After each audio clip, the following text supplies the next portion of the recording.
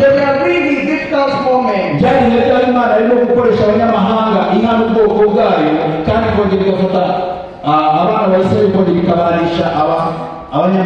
It was the time when God was using the Gentiles to punish Israel, and also used Israel to punish the Gentiles. They were really difficult or hard moments. When Isaiah started speaking that feel how the Lord has agony. I raised the kids and grew them up. I gave them whatever is necessary.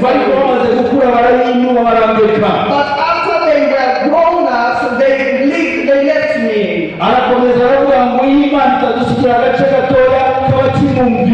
Isaiah kept on saying, God could not have left the portion of few people who obeys him. We would be like those of Sodom and Gomorrah.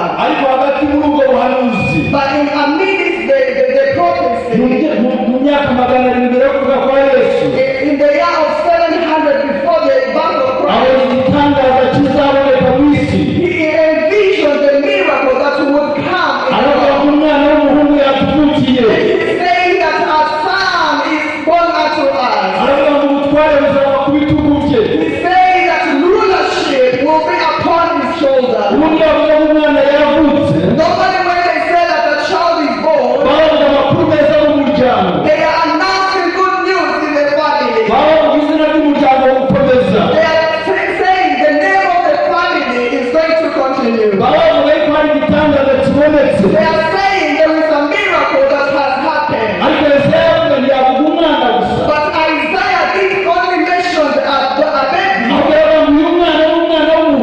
but he said he is a baby boy. And not only a boy, but kingship will be upon his shoulder. When they say authority will be upon his shoulder, he's like comforting the people in the world, telling them that take heart, though the authority of the kingship is not good, though the rulers are not ruling you well, but there is a good news that the Son has come, and we have received him, and he is going to be available. The authority is going to be upon his shoulders. And then he kept on to say that he will be a miracle. He kept on saying that he's not only a miracle, but he's going to be a counselor, a good counselor. Because by then people didn't have good counselors.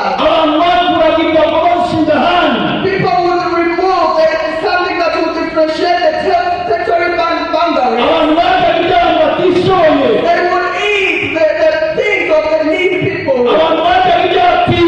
They would eat things that belong to the needy people.